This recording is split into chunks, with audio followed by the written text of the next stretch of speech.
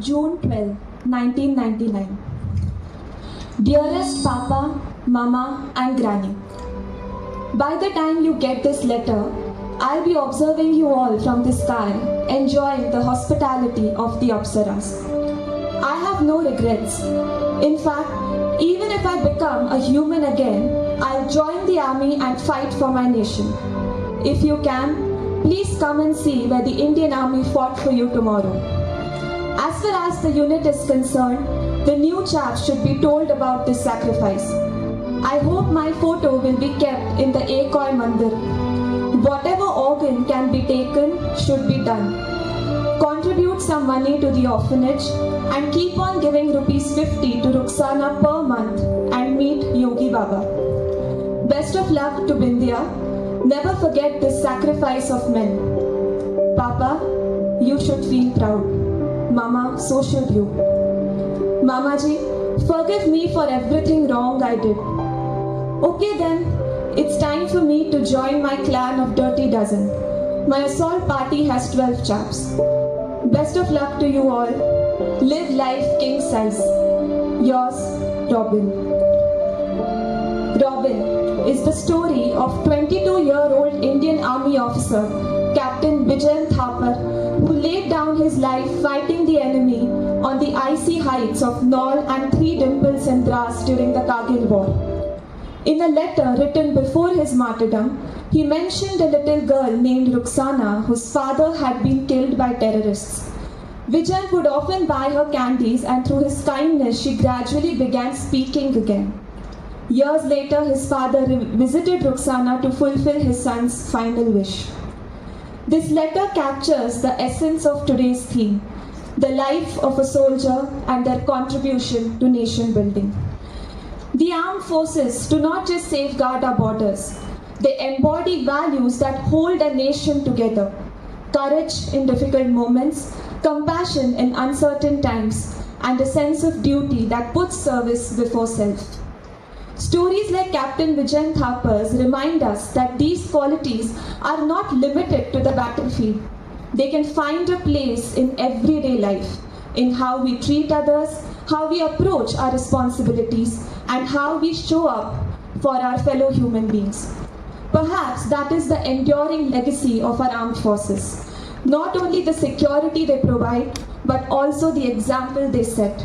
An example that quietly shapes the character of a nation, one citizen at a time. Ladies and gentlemen, namaste and good evening. I am Runmai and I welcome all of you on behalf of Pune Samvad.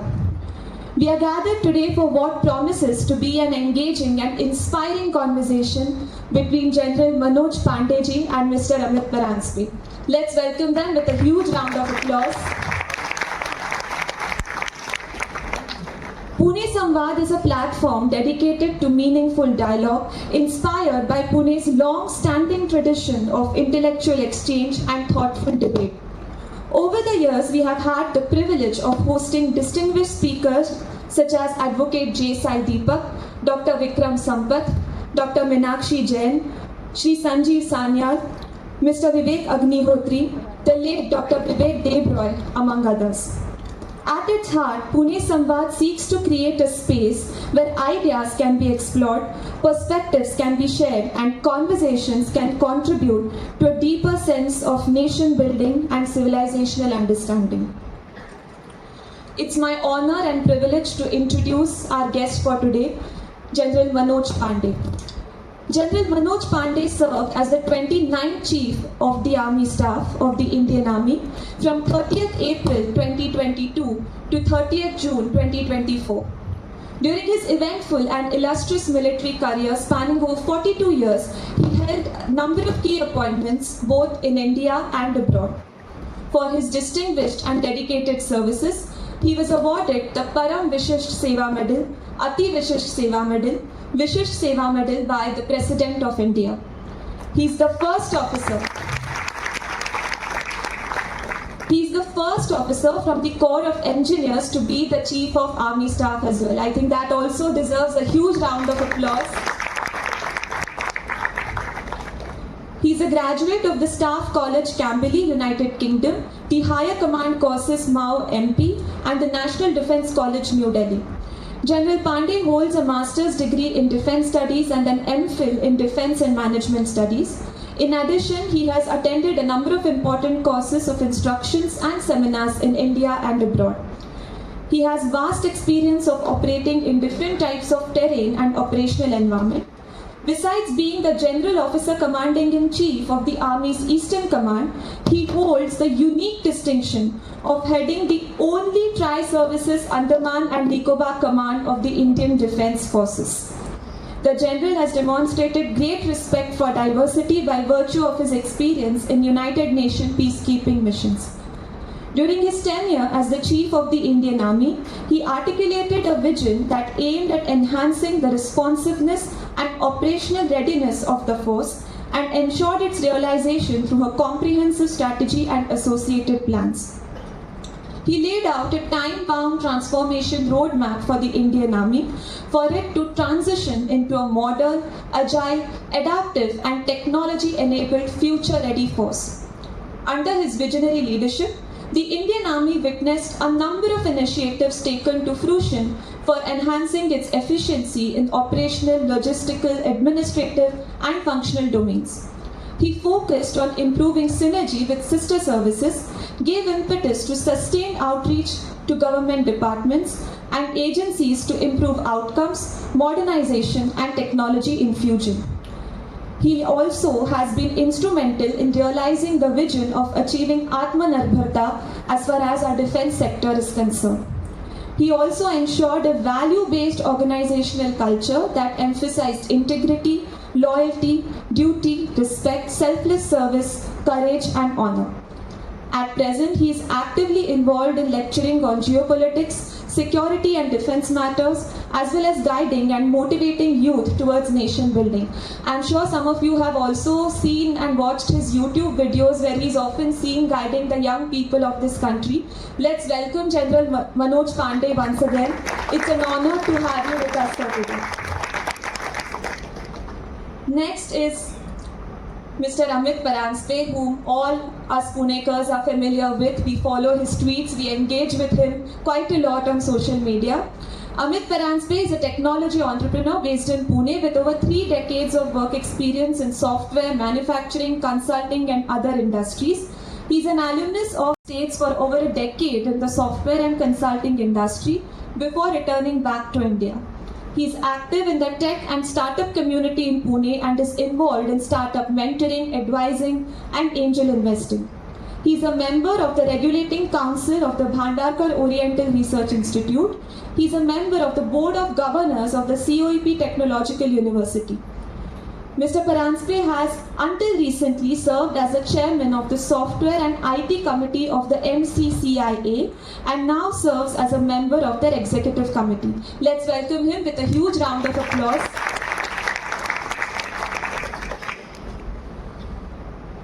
We are in this illustrious institute called Gokhale Institute of Politics and Economics, which has produced so many bureaucrats and economists that the country has seen. It's my pleasure to welcome the Vice Chancellor of Gokhale Institute of Politics and Economics, Professor Umakant Dash. Professor Umakant Dash is a distinguished academician and visionary administrator, currently serving as the Vice Chancellor of GIP. He was Director and RBI Chair Professor at the Institute of Rural Management, Anand, India's premier institution committed to professionalizing organizations serving rural communities. Prior to joining IRMA, he was professor and head of the Department of Humanities and Social Sciences at IIT Madras and served as an adjunct professor at IIM Tiruchirappalli. With over 3 decades of experience in management, education, research and institution building, Professor Dash has held academic and leadership roles at reputed institutions such as IIT Madras, BITS Pilani, Uttara University of Malaysia and Tulane University, USA. He holds a PhD in Applied Economics from IIT Kanpur and a Diploma in Health Systems Management from Tulane University. And he is internationally recognized for his scholarship in health economics, public policy and development studies. Professor Dash has designed and delivered a wide range of executive training programs for senior and mid-level professionals in government, academia and development sector. In recognition of his outstanding contributions to academia, rural development and public service, he has been conferred the AIMA Kewal Noria Award for Academic Leadership in Management Education 2024, recognized amongst India's greatest leaders 2024-25 by Asia One magazine, and awarded the LVS Public Policy 2025 Lifetime Achievement Award by the Confederation of NGOs for Rural India and the World Cooperation Economic Forum for his visionary leadership and impactful contributions to rural management and policy making. It's a pleasure to have you with us today, sir. Let's welcome him as well. Last but not the least, we have the convener and founder of Pune Samvad, Mr. Manoj Potsar. Dr. Manoj Vasudev Potsar is a technologist and entrepreneur whom we all know. So without further ado, I request Mr. Manoj Potsar ji to felicitate our guests for today. Major General Manoj Pandey ji.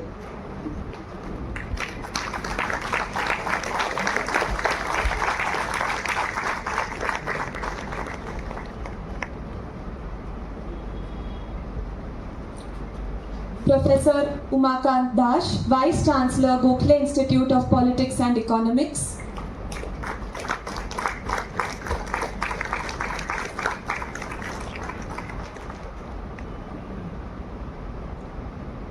Mr. Amit Paranspe, who will be moderating towards session with General Manoj Pandey ji.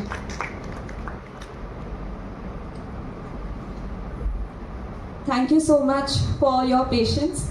And since today we are going to talk about the Indian Army, it's bound that we maintain time management and we are very particular about time. So without further ado, I request Mr. Amit Paranspe to begin today's session. Thank you so much.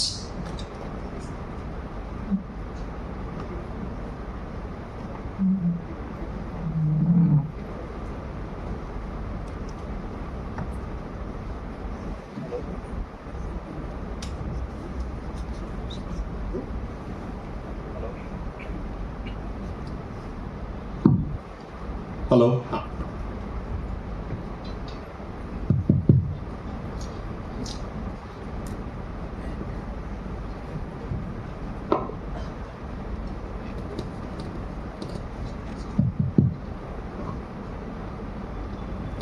Hello, good evening. Good evening. Thank you very much for coming on a Saturday evening. It's indeed my honor to speak with the 29th Army Chief General Manoj Pandey. It's been great over the past few months, having interacted with him a few times to learn a lot about specifically the kind of things that he has worked on. It's always a great learning opportunity for me when I meet senior veterans like General Pandey. And there are a lot of interesting things that I have tried to learn from him, watching his videos as well, and we will hope and discuss some of these in the next 1 hour. As I said, the time is short, so we'll directly jump into it. General Pandey, one of the things that we were talking about, and that was the title of the session as well, which is Life of a Soldier. We'd like to understand from you, how do you view an Indian Army person, an Indian Army leader, in terms of the character, the life. We are having a conversation about how you have people from different walks of life, different provinces. How have you viewed it, and how has that impacted the way you have led them as you have grown up in the organization? Good evening, ladies and gentlemen. It's a great pleasure for me to be here, and I must thank Manoj Potsar ji for giving me this opportunity. And Amit, I'll just sort of rephrase your question, and let me, I hope I've got it right. You are wanting to sort of know or ask me as to what is it that defines army as an institution. Right. And what is it to be a soldier, and what is it as an army as an institution? Because my sense is amongst the non-military community, not much is known about what is it that the army stands for. because what you see is on television, all the spit and polish and the rest of it. But I'll try and explain what army as an institution, what is it that defines army as an institution. So first, I think it's a microcosm of values that the citizens of this country are looking at. And its core values, I would say, are based on the edifice of what I like to call three things: Naam, Namak and Nishan. So you ask any soldier, he strongly three things or three terms. And Naam is to do with the unit, the organization, and maybe I'll talk of it a little later, that he identifies with. Namak is, of course, the loyalty, the fidelity to the organization, and in this case, you can think of it as the loyalty to the country, constitution, to the military itself. And then is Nishan. Nishan is the respect for the ensign, for the flag, because that is what you would fight for. So these are the three things which each soldier and these are not nebulous ideas. Thirdly, I think it is this unwavering commitment for the soldier to be prepared to face hardships, and even sacrifice life when required in service of the nation. And this is very well defined in terms of, service before self is our motto, which each soldier believes in. And this again is very well exemplified in the Indian Military Academy by what we call as the Chetwood motto. And it reads something like this, and I quote, it says, "The safety, honor and welfare of your country come first, always and every time. The honor, welfare and comfort of the soldiers or the troops you command come next. And your own ease, comfort and safety come last." Now in these 3-4 sentences, this is what actually a soldier believes in. Country first, service before self, and your own well-being, your own comfort, your own, especially for leaders, is the least important things. Couple of other things. We talk of unity and diversity. Now, army as an institution exemplifies this, because this is where you have soldiers from different parts of the country, from different religion, different castes, who speak different languages, live together, work together for a common cause. Now, this is unique, and I don't think this happens anywhere else in the constitution. There is also this secular nature of our organization. Where again, and I keep giving this example. So for us, for a soldier, his religion at home is his personal religion, but for him, the religion of the troops or the soldiers he commands is more important. And it is very common, if you go to an army unit or an army establishment, you will find what is called as a Sarva Dharma Sthal. So within the same building, you will have a mandir, you will have a masjid, you will have a gurdwara, or you will have a church, based on or depending on what is the composition of your soldiers in that unit. And often, as a Hindu, I would go to a masjid. Every Sunday you have what is called as a mandir parade or masjid parade. So this is something very, very unique. So this is what I talked of: unity in diversity, the secular nature. This is what, in a sense, I feel must or would define army as an institution. Thank you for summarizing it so well. I was jumping ahead and trying to combine two questions in one. But before I come to the second question, which was about the leadership lessons that we had talked about earlier, this important value system that the army institution has, or the services institution has, I'm sure this is true for the Air Force and Navy as well. Now, India has a volunteer army, has a very professional army. But many times we civilians feel that, of course, we all admire the army, we respect the army, but unless and until we speak with senior veterans like you, we don't really understand what's the army, and definitely don't understand these value systems, especially our youth. Right? We have things like NCC and all, but I personally think a lot more needs to be done. So I wanted to understand your views on that, as to how do we get these values out into the common people in terms of at least communicating what is it that the army stands for? I think you raise a very important point. I mean, how is it that the youth of this country, who are our future, what is it that they can imbibe from an institution such as army?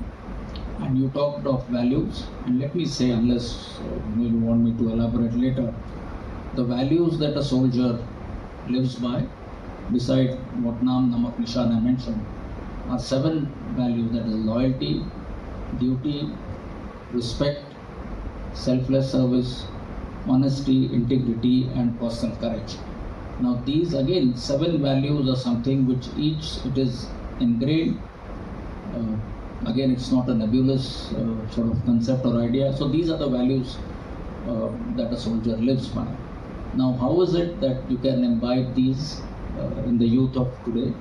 Extremely important, because my observation is, these days, young boys, girls, children, while doing well in their respective careers is extremely important. Career progression is important. I think for them to become good citizens, for them to imbibe these values is important. Now, how do you do it? One is by engaging with them, talking to them, perhaps in a forum such as this. So, this is one of the things which I am currently doing post my retirement for last maybe a year and a half. Whenever I get an opportunity to talk to the youth, speak to them, explain to them, give them examples. But like you said, this is something which is very, very important.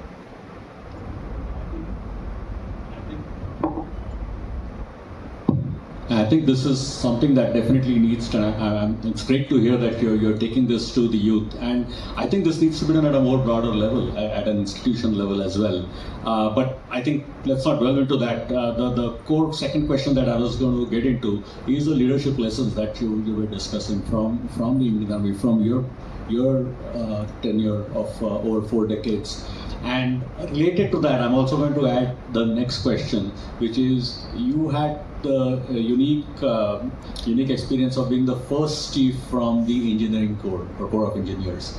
How did that impact you in terms of getting acceptance in the wider community, but in the army community, but also in terms of the special skills and the expertise that you were able to bring to the leadership, which previously was coming from the core, the core infantry and the conventional forces and conventional functions of the army. So I'll take the second one first. So I come from an engineering background. Well, I'm not saying I'm an engineer, but I belong to the Corps of Engineers, who in the military are in the business of laying bridges, destroying bridges, clearing minefields, laying minefields, constructing roads, helipads, infrastructure, etc., etc. So that was my background.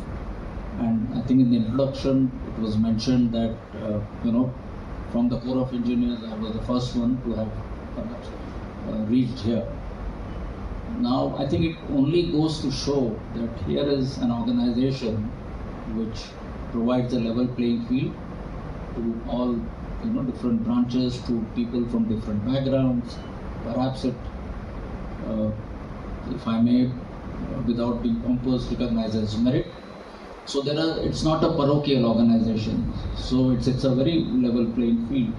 It also tells you that, and it's a fact that in the army, as you grow, at each stage, the army or the organization identifies future leaders, trains them, provides them a level playing, gives them the right exposure, be it in terms of different verticals in the military, be it in terms of different areas that you need to serve, be it in terms of different appointments in different branches at different headquarters that you need to serve. So I think, and this happens to all, so as you grow up the ladder, this was, for me, I personally took it as yet another responsibility. And I keep saying this, it is not as if the responsibility of the army chief is the most important. I always say this, that even a section commander who is commanding a small body of 10 soldiers, or a platoon commander who is commanding a body of 30 soldiers, or a company commander, 100, battalion, 800, brigade, each one is a commander at his level. his role is as important. So it is not as if, the responsibility or the role of the army chief, the most important. So I took it at whatever level your responsibility came, you try to do your best. That was your second question.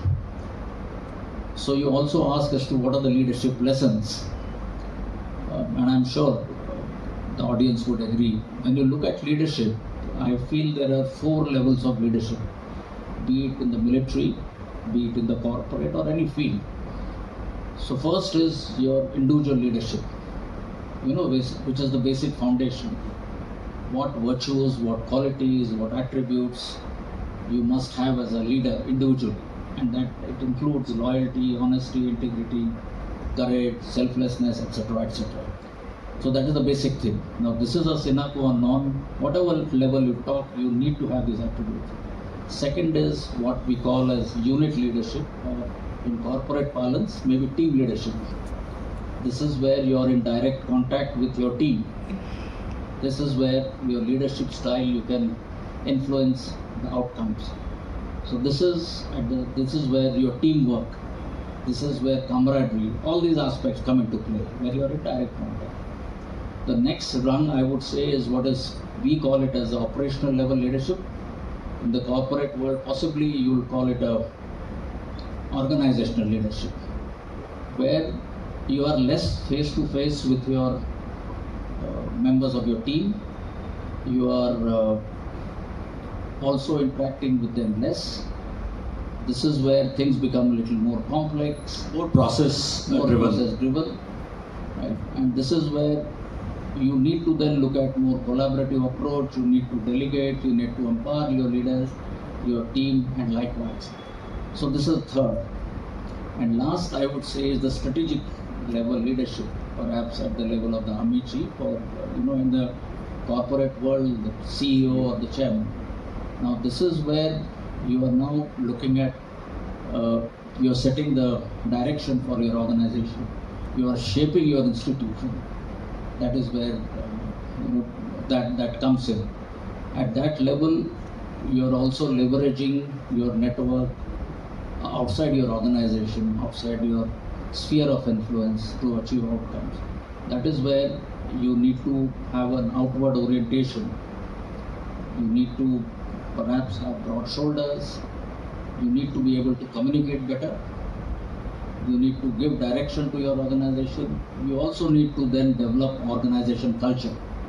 Not only nurture what your organization stands for, organization culture, but try and take it forward. So this is, I feel, the last and the... So while the basic tenets, attributes of a leader, I would argue will remain the same, but as you step forward, as you move from one stage to another, certain specifics come into the play. At the organizational level, perhaps your ability to manage resources with the demands again comes into play, which is not relevant at a smaller unit or a team level. Yeah. No, I think this is an excellent ladder structure that you described, and obviously the kind of problems that you're dealing with are in most cases a lot more complex than what any corporate organization would be dealing with. But this is a good segue to the next set of questions that we were planning to talk about, which is what specifically your focus in your tenure as the Army Chief was. One of the areas was also the force modernization, mechanization, and being an engineer, you obviously brought in that perspective. So looking at the Indian Army going back, say, 7-8 decades, I wanted to get your perspective, again as an engineer perspective, of how the evolution has happened either over the 7 decades or the wars that we have fought. And given that where we are at right now in 2026 or in 2023-24, when you were the chief, what was the, as you mentioned, what was the strategic viewpoint of what the force needs to look like, let's say in 5 years, 10 years? So if you look back, what was the situation then 4 to 5 years back? You had just come out of the COVID situation, or perhaps you were there. There was a lot of geopolitical flux. Things were moving very fast, just as they are still, we are still in that situation of flux. So the world was changing at a great pace. You had conflicts, military conflicts going on the world over. You had the Russia-Ukraine conflict, which is still into the fifth year now, and number of other conflicts. It also told you that security is an important aspect, and nations will not hesitate to go to war in case national interest and so on. So the primacy or security and economy, their interplay and role of security came to the fore. Now with those challenges, while this was on the geopolitical side, you had evolution of technology, you had new forms of warfare emerging, you had new methods. It was no longer just the tanks or the guns or the soldiers fighting. You had new domains. While there was, because of technology, you could fire better, precision strikes beyond visual range. While all that happened, you had new domains. You had the cyber domain, you had the electronic warfare, the electromagnetic spectrum, you had space, and you have the new kid on the block, the information warfare, of which perhaps you may like to talk later as to how information, how the battle of narratives, how perception management came to the fore. So we were in a situation where there was a major challenge for the armed forces. How do you prepare for the next war? A, you should be able to imagine, visualize, anticipate your future threat scenarios, and B, then able to prepare yourself and make them future ready. You have to build your capability accordingly. You have to buy your weapon systems accordingly. So having seen all this, we then set about to lay out what I then called as a transformation roadmap. And this can't happen in 1 year, 2 years. It has to be a sort of roadmap for the next maybe 8 to 10 years as to what is it that forces need to do. And when I say forces, it is all the three elements or arms of the forces.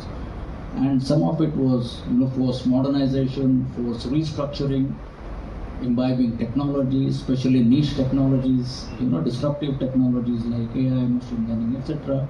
Third, refining your systems and processes. With AI, automation, how can you become more efficient? Fourth was your human resource policies, of which Agnipath was one. Perhaps we can discuss that as well. And fifth was, how can you improve the jointness and integration within the three services? So these were the 5 pillars. And that is also one of my interesting questions I will come to. So we worked on all 5, made a clear roadmap. And in all this, to become self-reliant, because that's what COVID taught us, that we have to be self-reliant in meeting our defense sector needs. That was a major lesson. Technology. You asked about technology. How is it? You cannot be dependent on technology from anybody outside. You have to be able to develop your own technology. During the crunch time, nobody is going to give technology. So how do you do that? So that is another, while there is work in progress, there are challenges therein. Now you also asked in the same thing, as an engineer, how did it help? So I think, I feel that after my engineering, while I may not have directly applied my engineering knowledge, but I think the engineering education teaches you to approach a problem, situation in a more logical way. It also perhaps enables you to understand the potential of technology. Right? It understands the potential of technology. In terms of execution, perhaps you are a little more disciplined. It also tells you the value of innovation. So these were 3-4 things, I think, in a subconscious way.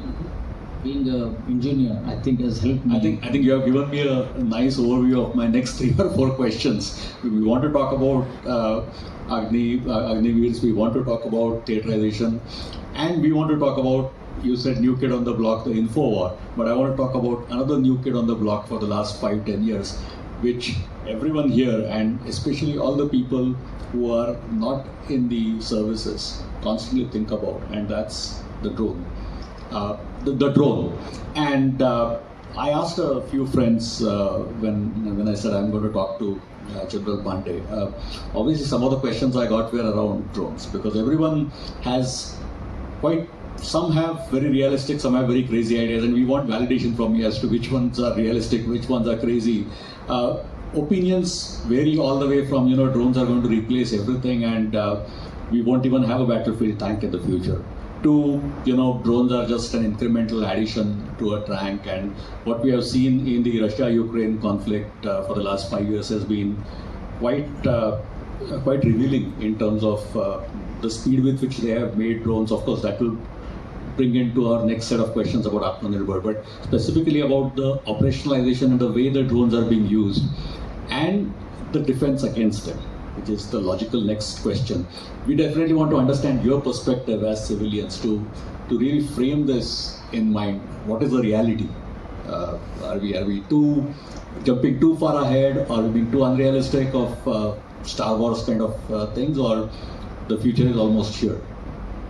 No, so drone warfare, I think, and we have seen it, I don't have to explain because it's all over, we read of it, we see about it, as to how drones have transformed warfare in the future.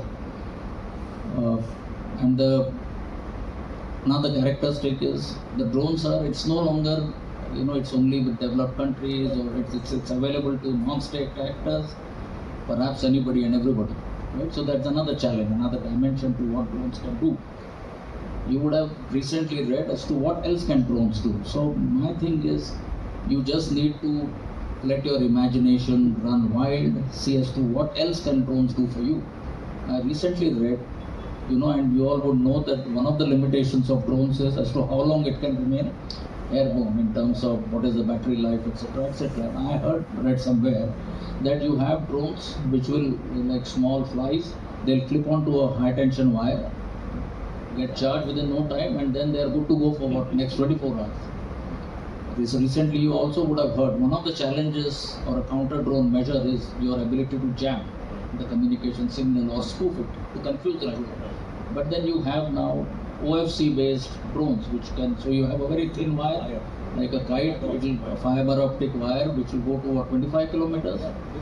So just as there are application uses of drones, there are counter drone mechanisms, so coming up in equal measure. So both are important, drones as well as counter drones. The good news is in India, you have a large ecosystem. There are a large number of big industries, small industries, startups. Even the army is manufacturing their own drones through 3D printing and the rest of it.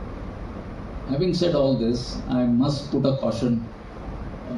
Especially after Op Sindhu, what we saw in the May of last year, an impression seems to be gathering that future wars are going to be like this. They'll finish in 88 hours. They'll be all beyond visual range. You will fire from 200, 400 kilometers. There will be no physical contact. You will shoot somebody. So is this the kind of wars we'll fight? Maybe a part of it will be like this, but we have to see as to what are our security environment, what are our security challenges. Unlike most of the countries world over, we have to recognize, accept that we have disputed, contested borders close to 3,005 kilometers on our western side as well as on our northern side with our northern neighbor, adversary, what have you. Now this is very, very significant.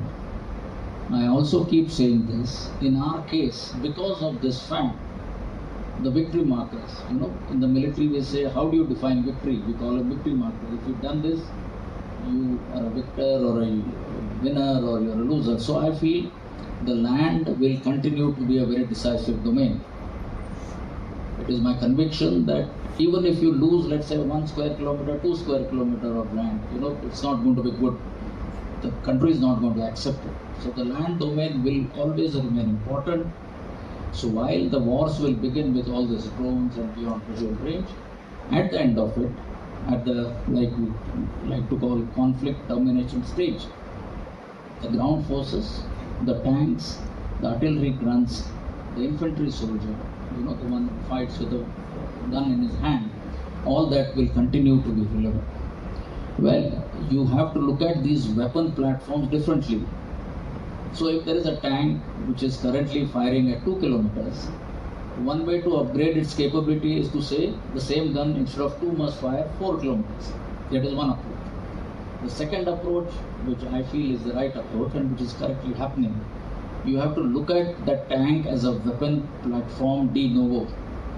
That tank should be able to launch drones which go 8-10 kilometers or beyond. It's like an aircraft carrier. Yeah, so it should be able to fire loiter munitions.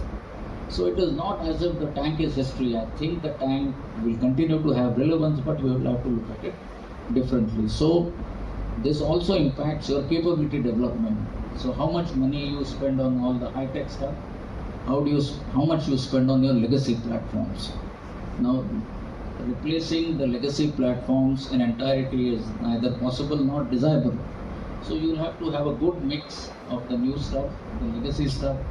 You'll have to make sure that they are interoperable for some time, and then see as to how things move in the future. One related question that I was going to come to here. We saw this in Ops Sindoor last year. We talk a lot about drones, even in outside of the army, outside the services, but we don't talk a lot about counter drones. One of the things that we saw successfully implemented in Ops Sindoor was our counter drone measures as well. So, can you, for the purpose of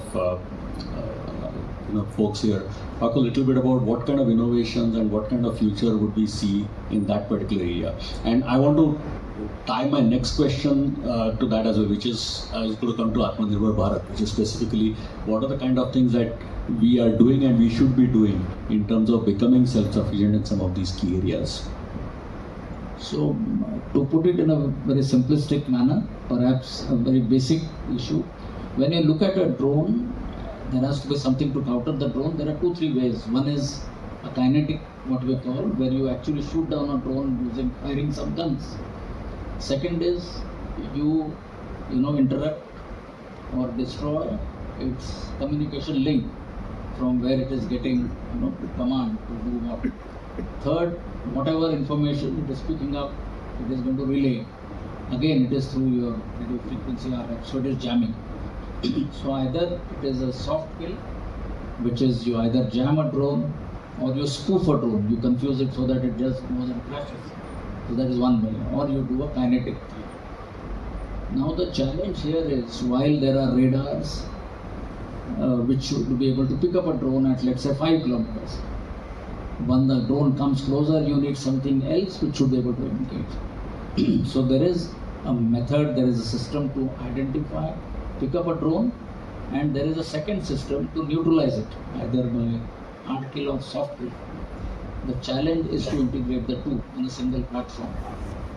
Now, to add to the complexity, you should be able to identify as to which is your drone, which is the adversary's drone. So then your AI comes in. Now, integrating artificial intelligence in your counter drone systems is the key. So that, and especially if you have a swarm of drones, you have hundreds of drones, and if you have to be able to neutralize them, then it is all the more important. So I think this is a mix, this is an area where a lot of work is happening in India, especially the integration of artificial intelligence into the counter drone systems. And the sooner we get a good solution answer, the better it is. So,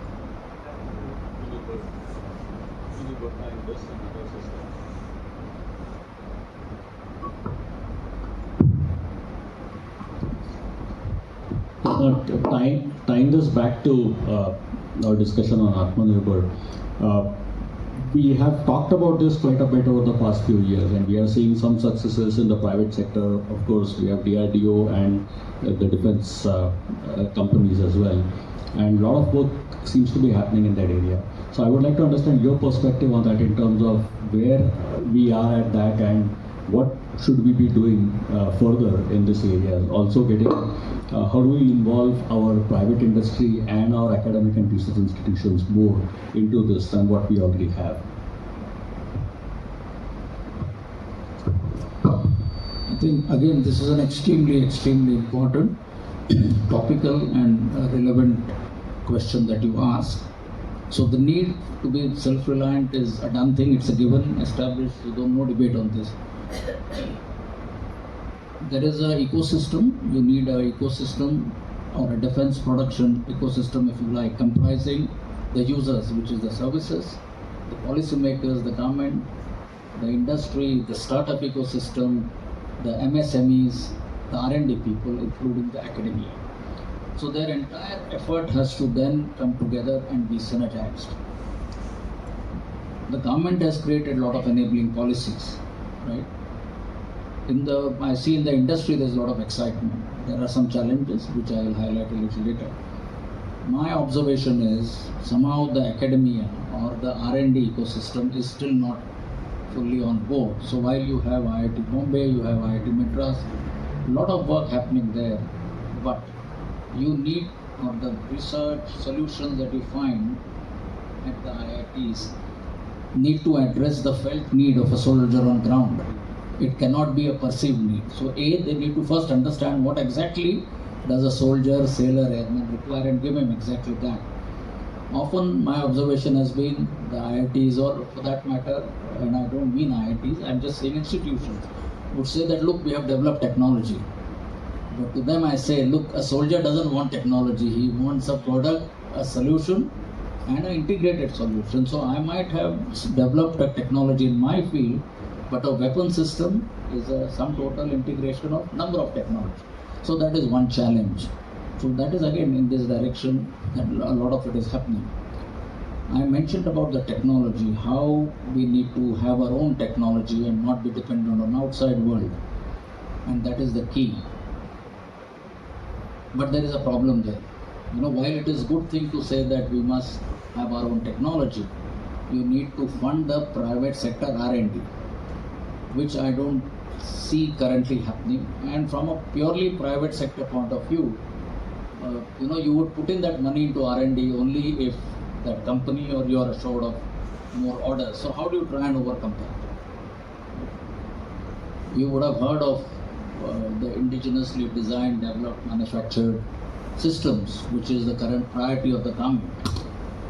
But we have to face the fact and accept that there are certain technologies, certain areas which still we aren't there.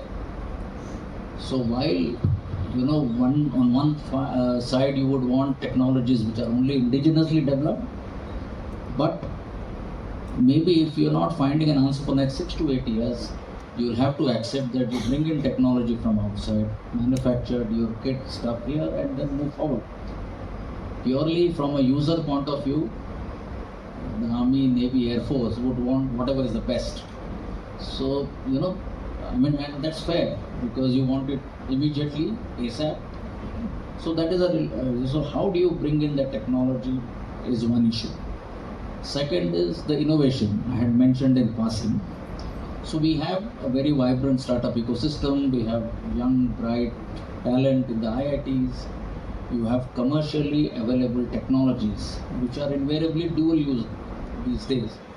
So the challenge is how quickly do you get in these innovation or commercially available technologies for defense use application in a very short time. The Ministry of Defense have a scheme what is called Innovation for Defense Excellence. But my observation is, we need to be more agile, we need to be more responsive, we need to be more fleet-footed.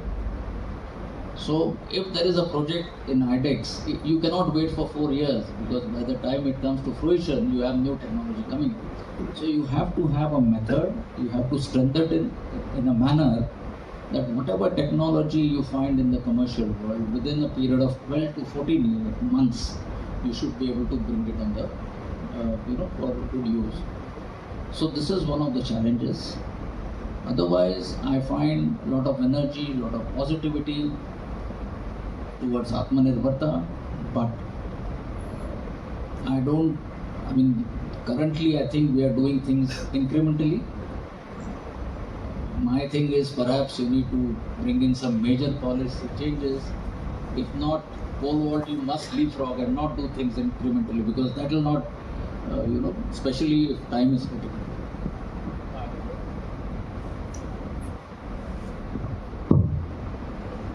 I think you are asking all difficult questions. That's right. Manoj is trying very hard to shut me up. Is this okay? Can you hear me? Okay, I think I'm not going to shut it off now. Let's see if it survives that way. So there are a lot of questions, but we have 15 more minutes because I'm going to give at least 10 minutes for the audience questions. So there are 2 or 3 important topics that I definitely want to talk about with you. One is the Agniveer scheme, but the second is tied into what we just discussed, is the theaterization. And we are living in a time where this is one of the top issues that the services and the CDS has also been dealing with, and we keep hearing we are making very good progress to it. Ops Indur saw a very good representation of what theaterization means to people who are outside the service. At least we got some concept about a central Of course, those of us who have looked at other parts like the US and all have some idea of what a CENTCOM is. But it will be great to hear from you a quick overview of what is theaterization from an Indian perspective, and then why we are doing it and how far we are ahead in it. So I think there's so much written about it, so much been spoken about it. Essentially, theaterization would mean that, let us say, the Chinese border, you have one commander there, under him the Air Force, Navy and Army come under him. Currently, what is happening is, along the China border, Air Force is, they have their own commander, Army has its own commander, and Navy, when you look at the maritime. So this is one of the ways to achieve better integration, better jointness, improve your outcomes, tri-services synergy, and that is why this concept of theaterization, where all the 3 services coming under one head, that is the background to it. A lot of countries have it, the Western world. What we are looking at is a customized, tailor-made solution which must meet our requirements. You cannot just copy-paste what maybe Australia, US, UK, Korea, Japan have. Because like I said, at the cost of repetition, our requirements are different. Our threat perceptions are different, etc., etc. So we need to have a customized model. The necessity of theaterization, establishing command theaters, again, is well established. I have no doubt that it is much required. There's always this observation that, but it's getting delayed. So when are we having it? Now the answer to that is that whatever be the model which we finally adopt, it's a complex problem, so we require a lot of deliberate thought. While there is urgency, but you can't be in a hurry to do it. Whatever be the solution that we have, 4 things or 3 to 4 things I think we must keep in mind. It cannot be an incremental solution. So I can't say that let's start with this and we'll see after 10 years we'll make changes. I don't think that will work. So whatever is the solution, and that solution, that model has to serve you right for the next 25 to 30 years. In that you'll have to look ahead. What will happen in future? You will have cyber, you will have space, you will have, all this new thing. So you need separate organization, etc. is a question. So that is one. So whatever you finally want, have it at the outset. Second, when implementing it, it cannot be that, okay, I'll do a pilot project on this side initially, and once this works, I learn some lessons, then adopt it there. I don't think that is the right way to go, because it's a new paradigm, it's a new setup, it's a new way of thinking. So it cannot be you start with here and then there and then third there. So all that has to be together. And the third is, you have to, like again at the cost of repetition, our peculiar typical requirements have to be met. You will have to reform, restructure your higher defense organization as to how decision making is done at the highest level, at the ministry level, at the national level. Very complex arrangement. For want of time, maybe we can discuss it later. But so if you keep these 3-4 things in mind,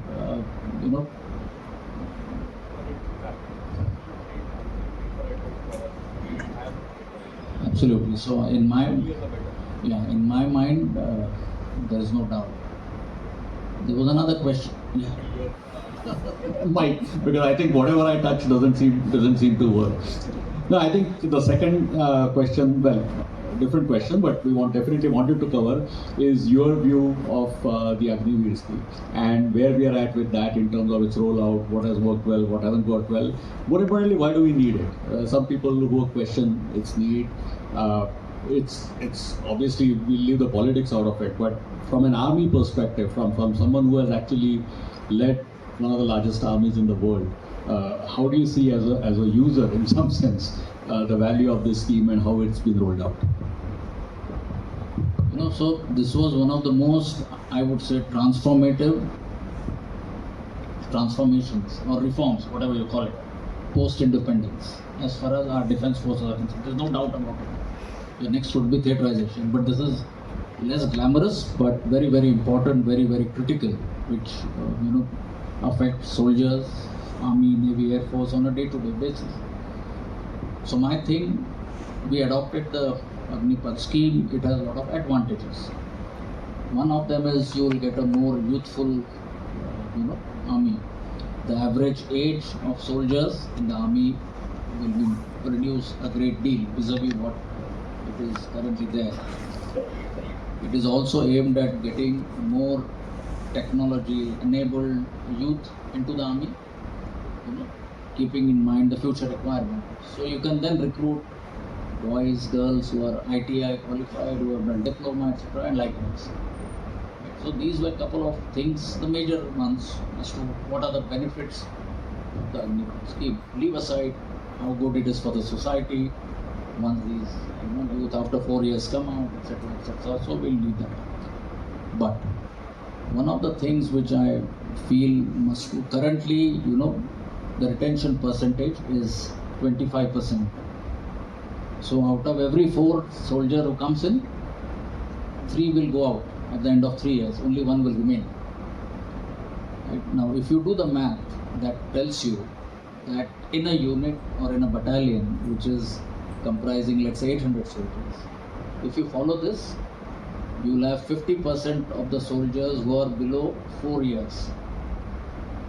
Now, which I feel is okay, where you do not have live threats, live deployments. But in our case, where you have units deployed on the borders, you have combating terrorism, combating insurgency, other challenges, I feel this proportion is not ideal. So maybe there was a talk, there have been recommendations to increase the retention percentage, to say that instead of 25%, make it 50, if not 60. So these were some of the changes, modifications as you went along, and we are now in the 4th year. The first batch will move out at the end of this year, December. So these are some of the changes I thought must be made.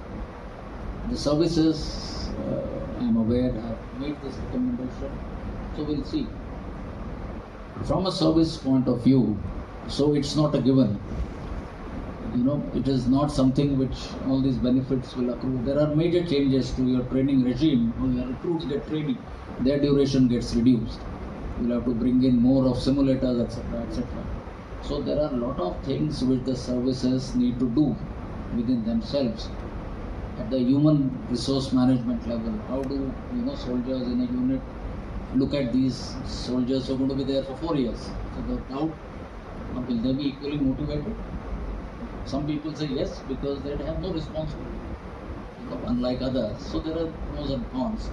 So there are challenges for the services to make it happen, to implement it, which I am certain is being looked at. So to sum it, there are advantages, but it's a very deliberate process.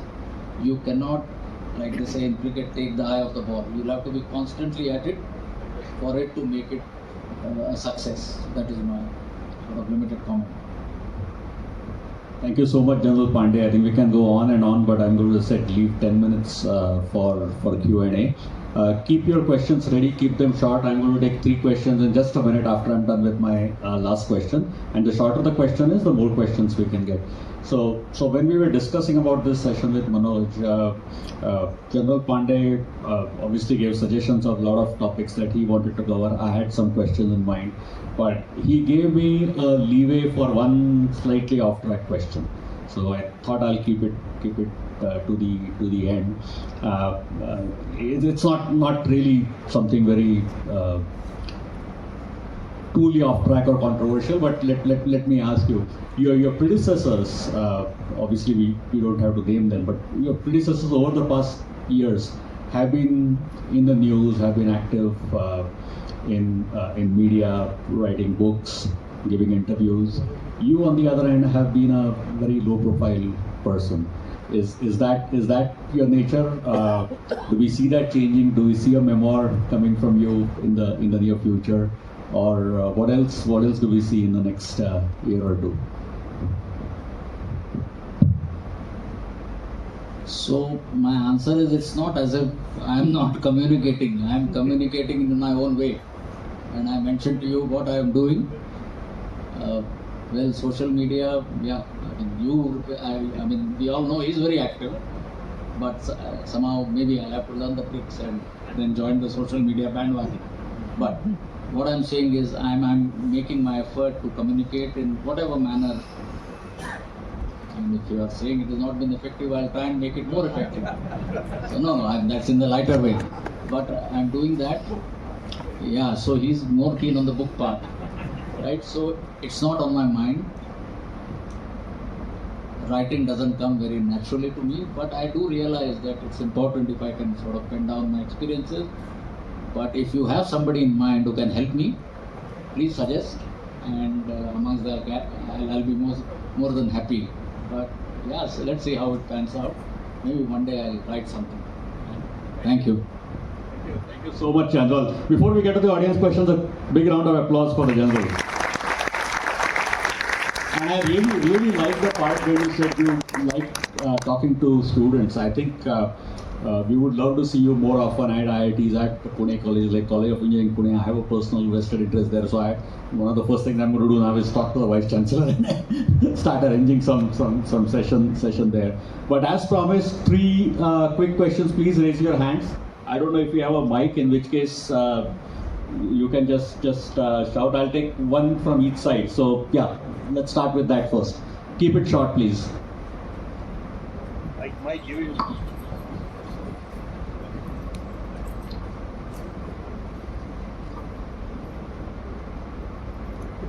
First of all, Jain sir, from a military leadership perspective, what core qualities, values and institutional custom do you believe our civilian political leadership or a bureaucrat or a corporate companies should inculcate from the armed forces? And conversely, what strength from civilian or corporate background do you believe that should our armed forces inculcate in their... Okay, good. We'll take 2 more here. Yeah, one of you, whoever has the mic. Jain sir, one of the major issues which our defense forces are facing is bureaucratic delays. Our forces need equipment, and the bureaucratic red tape takes quite some time to give them on time. So till the time we get the equipment, they are mostly irrelevant, I would say. So what steps are we taking currently to make sure we get the battlefield ready equipment on time, relevant equipment on time? Okay, thank you. One on this side, or okay, just keep the mic there. We are short on time, so maybe we can have that question. Jain sir, so we heard about the technology, the changes that are coming up. So my question was the soldier on the ground.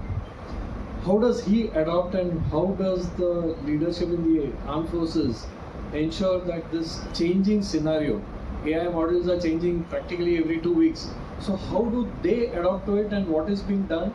Is the skill requirement changing for getting the soldier itself into the ROC? Okay, thank you. Yeah.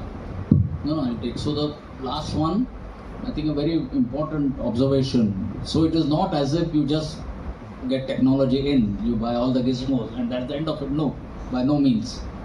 What you point out, the technological threshold of our soldiers must be concurrently, brought up,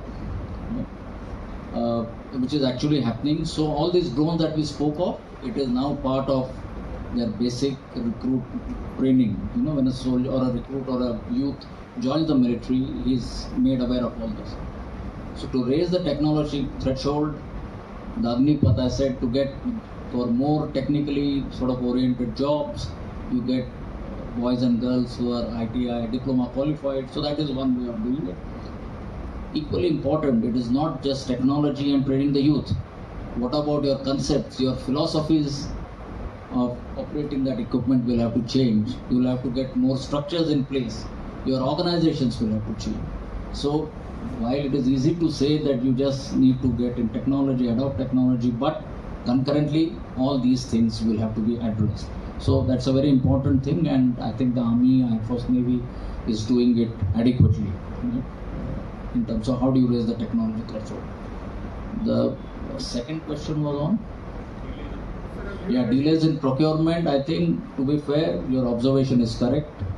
Our current defense acquisition procedure, DAP, is tedious. It's very deliberate, maybe for good reason, because defense procurement, there are big ticket projects, you want things to get right, etc., etc. But this realization that you need to shorten the procurement timelines is very much there. It has dawned on everybody. So the new, and some of you would be aware, the one we currently have is of 2016 vintage. There is a DAP, Defense Acquisition Procedure, which is, the new one is already been put out for comments from various stakeholders, industry, etc. And I'm sure in due course of time, all these observations as to how do you shorten the procurement timelines have been incorporated there, including how do you incentivize innovation, how do you capitalize on the startups, how do you fund the startups, how do you spend more on R&D, all these challenges.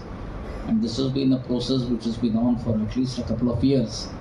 It's, I believe, in the final stages before it gets promulgated. But that's a very, very valid point. And the first question was on, again, very important. Very, very important. So the easier part is for Army to say, look, my value system is this, please imbibe on it. And I told you the 7 values: loyalty, discipline, respect, honesty, selflessness, personal courage, and integrity. Right? So this is the value system which we live by.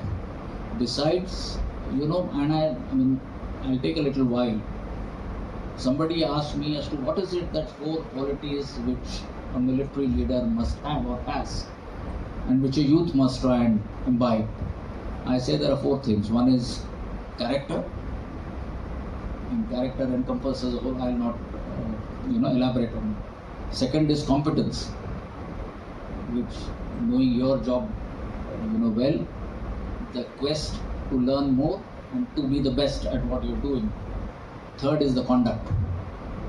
What you're doing in terms of, and conduct includes, self-discipline. It includes being empathetic. It includes being a team person, right? So this is the third one. And fourth is commitment. The 4 C's: character, competence, commitment, and conduct. This is what I think a youth especially must imbibe to become a good citizen, a good person. So what is it that the Army must learn? And I don't like this term civilian, because I say non-military community. I feel that is more, that's a better term. I have been, and that is what has been my observation, I have tried to do it.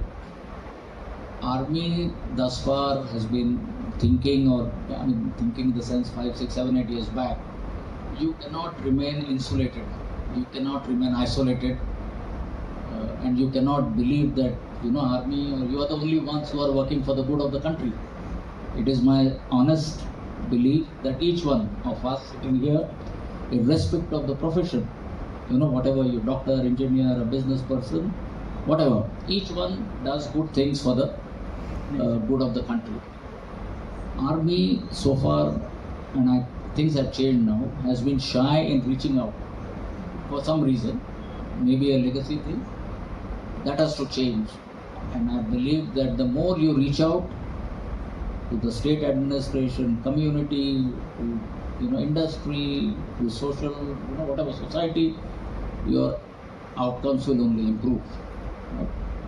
There are some good practices in the industry in terms of doing things faster, becoming more efficient. While there is a distinct difference between what is leadership, what is being a manager or management. right? But in terms of certain management practice, I think there is lots the military is to learn from what is there, and just like from the academy. So it is, I mean, for want of time, I will not be able to list out, but it is my conviction that there's lots the military must learn, should learn, and can learn from other professions. Yeah, that is my limited answer. So the general has a hard stop in 4 minutes, so there's just one question that for lack of time we couldn't jump into, and it's a vast topic, so I don't know if we can talk about it, but maybe a couple of minutes about an important topic that we couldn't get to, and that's Infowars and what we saw with Opsindur. I know it won't be fair, but 2 minutes your take on it, and we'll close on that. So, couple of quick comments on the information part.